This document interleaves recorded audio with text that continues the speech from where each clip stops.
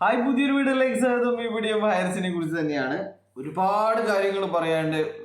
ഹൈറിച്ചിന്റെ ഗ്രൂപ്പുകളിലെ updation, ഹൈറിച്ചിന് എന്തെന്ത് സംഭവിക്കുന്നു, ഹൈറിച്ചോളികൾ എന്താണ് ചിന്തിക്കുന്നത് എന്നതിനെ കുറിച്ച് ഒരുപാട് കാര്യങ്ങൾ പറയാണ്ട്. ഓർമ്മയിൽ വരുന്നത് പറയാം, അല്ലാതെ എഴുതി വെച്ചിട്ടൊന്നുമില്ല. അപ്പോൾ നമ്മൾ ഹൈറിച്ചോളികളെ കുറിച്ച് പറയുകയാണെങ്കിൽ, അവര് ഒരു വർഷമായിട്ടും പണ്ട് ശ്രീനാഥ് പ്രതാപൻ തന്നെ പറഞ്ഞാണ്, മാതൃഭൂമി പത്രം നമ്മൾ ബഹിഷ്കരിക്കണം, നമ്മളെ കുറിച്ച് മോശം വാർത്ത വന്നു, മാതൃഭൂമി പത്രം നമ്മൾ ബഹിഷ്കരിക്കണം. അതുപോലെ തന്നെ ഇവര് എല്ലാ പത്രങ്ങളും ബഹിഷ്കരിച്ചിരിക്കുകയാണ്. എന്നാലും ഇവർക്ക് ഇടുന്ന ഈ പത്രത്തിലുള്ള വാർത്തകളൊക്കെ അറിയുന്നതെന്നറിയില്ല. അപ്പോൾ സത്യത്തിൽ ഇന്നലെ വൈകുന്നേരത്തോടുകൂടി കുറച്ചൊക്കെ സാമാന്യ ബുദ്ധിയില്ല, ബോധമുള്ള ആൾക്കാരൊക്കെ ഇന്നലത്തോടുകൂടി ED പണം കൊടുത്തു എന്നുള്ള കാര്യങ്ങൾ മനസ്സിലാക്കിയിട്ടുണ്ട്. ഇന്ന് പറയുന്നത് അതൊക്കെ ഫേക്ക് ന്യൂസ് ആണ് എന്നാണ്. അത് റീച്ച് കിട്ടാൻ വേണ്ടിയിട്ട് സംഘടിപ്പിച്ച ഒരു പരിപാടിയാണ്. അത് വേറെ ഏതോ കേസിനെ കുറിച്ചുള്ളതാണ്. അത് ഹൈറിച്ചിനെ കുറിച്ച് അല്ല. ഹൈറിച്ച് വേറെയാണ്. ഹൈറിച്ച് പൂട്ടുമ്പരെ പൂളിങ്ങും കൊടുത്ത കമ്പനിയാണ്. മറ്റുള്ളവർ അങ്ങനെയല്ല, അവർ പൂട്ടിക്കഴിഞ്ഞിട്ടാണ് പൂളിങ്ങും കൊടുത്തത്. എന്താ പറയേണ്ടത്, പിടിക്കും വരെ കളവി നടത്തി. അപ്പോൾ പറയാനുള്ളത്, നിങ്ങൾ ദയവ് ചെയ്ത്, നിങ്ങൾക്ക് വിവരവും വിദ്യാഭ്യാസവും ഒന്നും ഇല്ലാത്തതാണ്, അതുകൊണ്ട് നിങ്ങളുടെ പത്രം കൂടി ബഹിഷ്കരിക്കണം എന്നുള്ളതാണ്. അതിൽ ഉണ്ടാകുന്ന വിവരം, ലോക വിവരം പോലും നിങ്ങൾക്ക് കിട്ടാൻ പാടില്ല എന്നുള്ളതാണ്. അതുപോലെ തന്നെ നിങ്ങൾ ചോറും ബഹിഷ്കരിക്കണം. ഒരുപാട് ആൾക്കാർ നമ്മൾ പറയാറുണ്ട്, ചോറ് തിന്നുന്ന തീട്ടം തിന്ന ബുദ്ധി എന്നെല്ലാം പറയാറില്ലേ. അതുകൊണ്ട് നിങ്ങൾ ചോറും ബഹിഷ്കരിക്കണം എന്നാണ് നിങ്ങൾ പറയാറുള്ളത്. നിങ്ങൾ തീട്ടം തിന്നുന്ന ബുദ്ധി മാത്രമേ നിങ്ങൾക്കുള്ളൂ. എന്താണ് പത്രത്തെ ബഹിഷ്കരിക്കുക? ഇവർ പറയുന്നത്, ഇവരൊരു 1000 ആൾക്കാര് പത്രം ബഹിഷ്കരിച്ചു കഴിഞ്ഞാൽ പത്രം പൂട്ടിപ്പോവും. അപ്പോൾ നമ്മുടെ ജഡ്ജ് പത്രത്തിൽ കണ്ടിട്ടാണ് നമ്മളെ കമ്പനിക്കെതിരെ വിധി പ്രസ്താവിച്ചത്. ജഡ്ജിയുടെ മുന്നിലേക്ക് വരുന്ന തെളിവുകളുടെ അടിസ്ഥാനത്തിൽ ഒന്നല്ല. ജഡ്ജി മനോരമ പത്രവും മാതൃഭൂമി പത്രവും വായിച്ചിട്ടാണ് നമ്മളെ കമ്പനി തട്ടിപ്പ് കമ്പനിയാണെന്ന് എഴുതി വെച്ചത് എന്നാണ് പറയുന്നത്. പിന്നെ കുറേ മണ്ടന്മാർ പറയുന്നുണ്ട്, അവർക്ക് എന്തോ സ്റ്റേ കിട്ടി. സ്റ്റേ, അയ്യോ എന്താണ് സ്റ്റേ എന്ന് പറയുന്നത്? വെറും 3 ആഴ്ചത്തേക്ക് ഇവരെ ഇറക്കി വിടരുത് എന്നുള്ള സ്റ്റേ ആണ്. 3 ആഴ്ച. അതില് കഴിഞ്ഞ 28-ാം തീയതിയാണ് കിട്ടിയിരിക്കുന്നത്. 28-ാം തീയതി ഓർഡറിന് കിട്ടിയിരിക്കുന്നത് എനിക്ക് തോന്നുന്നു 8-ാം തീയതിയാണെന്ന് തോന്നുന്നു. 10 ദിവസം പിന്നെയും കഴിഞ്ഞു, ഒരാഴ്ച കഴിഞ്ഞിരിക്കുന്നു. ഇനിയുള്ളത് വെറും 7 ദിവസം മാത്രമാണ്. പിന്നെ വളരെ നിങ്ങളിങ്ങനെയൊക്കെ പറയുകയാണെങ്കിലും ഒരുപാട് കാര്യങ്ങൾ ഹൈറിച്ചിന് വേണ്ടിയിട്ട്, ഹൈറിച്ചിൻ്റെ മുന്നോച്ചുള്ള നടപടിയുടെ അഡ്മിന്മാരായ ഷാജി പാപ്പനും കുറേ ആൾക്കാരും ചെയ്യുന്നുണ്ട്. അവർ ഇപ്പോൾ ചെയ്തുകൊണ്ടിരിക്കുന്ന പ്രധാന കാര്യം എന്ന് പറയുന്നത്, ഇവർക്ക് വേണ്ടിയിട്ടുള്ള തെളിവുകൾ ഉണ്ടാക്കുകയാണ്. തെളിവുകൾ കുഴിച്ചെടുക്കുന്നു, തെളിവുകൾ തോണ്ടിയെടുക്കുന്നു, തെളിവുകൾ തെണ്ടിയെടുക്കുന്നു എന്നുള്ള കാര്യങ്ങൾ നമുക്ക് അറിഞ്ഞിട്ടുണ്ട്.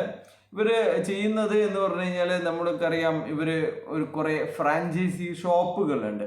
അപ്പോൾ ഈ ഷോപ്പുകളിൽ വിറ്റ സാധനങ്ങളുടെയൊക്കെ ബില്ല് ഇവര് പൊറുക്കിയെടുക്കുകയാണ് എന്നാണ് പറയുന്നത്. ഇപ്പോൾ അവിടെയുള്ള പറമ്പത്തും അവിടെയുള്ള ഓവുചാലുകളിലും ഒക്കെ ഈ ആൾക്കാർ വാങ്ങിയിട്ട് ചാടിയിരിക്കുന്ന ഇവരുടെ ബില്ലുകൾ പൊറുക്കിക്കൊണ്ടിരിക്കുകയാണ്. എന്നിട്ട് ആ ബില്ലുകളൊക്കെ പൊറുക്കിയിട്ട് ഇവർ പറയും, നമ്മൾ GST അടച്ചിരിക്കുന്നു, നമ്മുടെ ഇത്ര ആൾക്കാർക്ക് സാധനങ്ങൾ കൊടുത്തിട്ടുണ്ട്, നമ്മൾ സാധനങ്ങൾ കൊടുക്കുന്ന കമ്പനിയാണ്, നമ്മൾ മണി ചേഞ്ച് ചെയ്യുന്ന കമ്പനിയല്ല, നമ്മൾ സാധനങ്ങൾ കൊടുക്കുന്ന കമ്പനിയാണ്, അതിൻ്റെ ബില്ല് കണ്ടോ എന്ന് പറഞ്ഞിട്ട് ഇവരത് കോടതിയിൽ കൊടുക്കൂ എന്നാണ് പറയുന്നത്.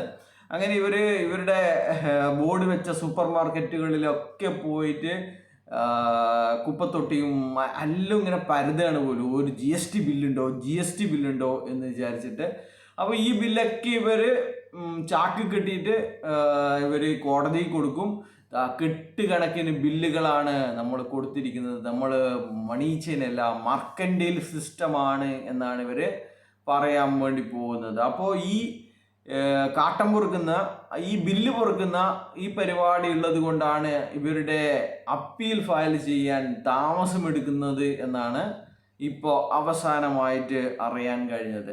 എന്തായാലും 2 മാസമുണ്ട്. എന്തായാലും ഇവർ പറഞ്ഞിരിക്കുന്നത് വെറും 10 ദിവസം കൊണ്ട് നമ്മൾ അപ്പീൽ കൊടുക്കും യമനെ എന്നാണ് പറഞ്ഞിരിക്കുന്നത്. ആ 10 ദിവസം കഴിഞ്ഞിരിക്കുന്നു എന്നുള്ളതാണ്.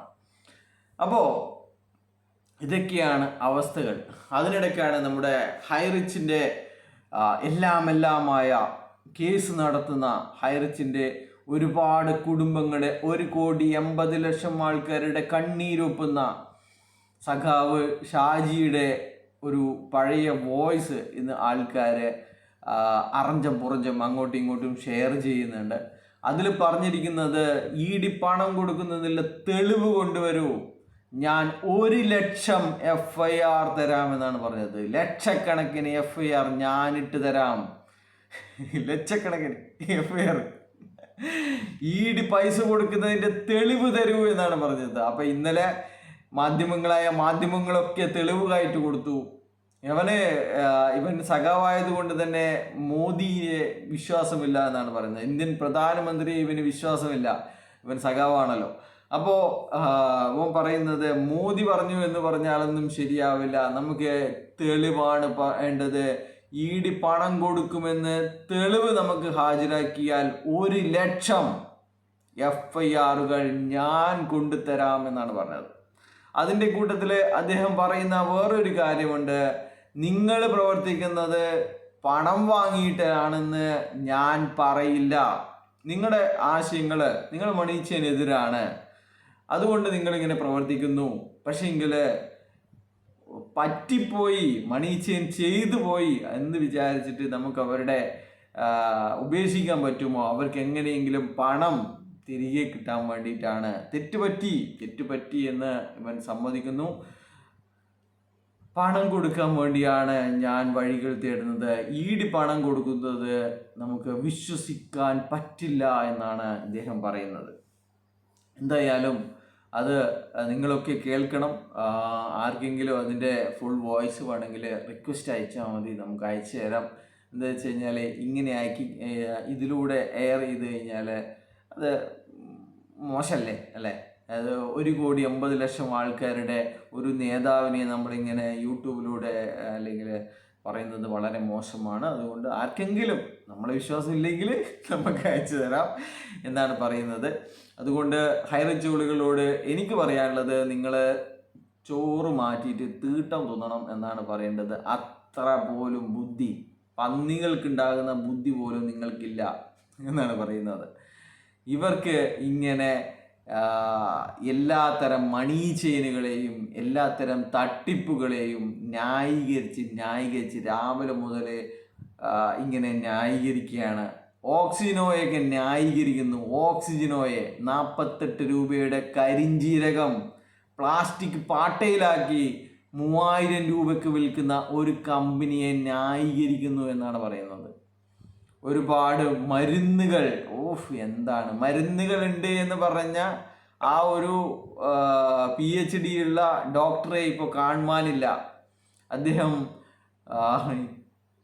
പ്രതിരോധശേഷി തകർന്ന് ആസ്പത്രിയിലായിരുന്നു ആ സമയത്ത് എന്നാണ് പറയുന്നത്. അദ്ദേഹം കുളിമുറിയിൽ വീണ് ആസ്പത്രിയിലായി.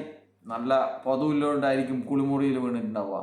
അതിനുശേഷം ഫോൺ വിളിക്കുമ്പോഴാണ് അദ്ദേഹം പറയുന്നത്, എൻ്റെ ഇമ്മ്യൂണിറ്റി ഫുൾ പോയിരിക്കുകയാണ്, ഇവർക്ക് ഇമ്മ്യൂണിറ്റി ബൂസ്റ്റർ ഉണ്ട് എന്ന് നിങ്ങൾ പ്രത്യേകം ശ്രദ്ധിക്കണം. ഇമ്മ്യൂണിറ്റി ബൂസ്റ്ററുകൾ, അദ്ദേഹത്തിന് ഇമ്മ്യൂണിറ്റി പോയി. ഇപ്പോൾ കാറ്റ് പോയോ എന്നറിയില്ല. അദ്ദേഹത്തെ ഇപ്പോൾ ആരും തന്നെ അന്വേഷിക്കാറുമില്ല, അദ്ദേഹം പ്രത്യക്ഷപ്പെടാറുമില്ല എന്നുള്ള കാര്യമാണ്.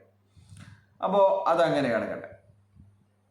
പിന്നെ പറയാനുള്ളത് എന്തോ ഒരു കാര്യം കൂടി പറയാനുണ്ടല്ലോ. ഈ കാര്യങ്ങൾ നമ്മുടെ മൊയ്തീക്ക നമ്മളെയൊക്കെ വലിയ സോഫയിലിരുന്ന് ഭയങ്കര കൈയൊക്കെ ചൂണ്ടി ഭയങ്കരമായിട്ട് വെല്ലുവിളിച്ചിട്ട്, ഉളുപ്പുണ്ടെങ്കിലും മൊയ്തീക്ക നിങ്ങൾ വാട്സപ്പ് ബ്ലോക്ക് ഒഴിവാക്കുക, അതുപോലെ തന്നെ നമ്മൾ വിളിക്കുമ്പോൾ അറ്റൻഡ് ചെയ്യുക.